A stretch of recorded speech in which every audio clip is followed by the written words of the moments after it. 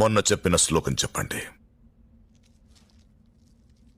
క్షీరో ధన్వత్ ప్రదేశే ప్రదేశే ప్రదేశే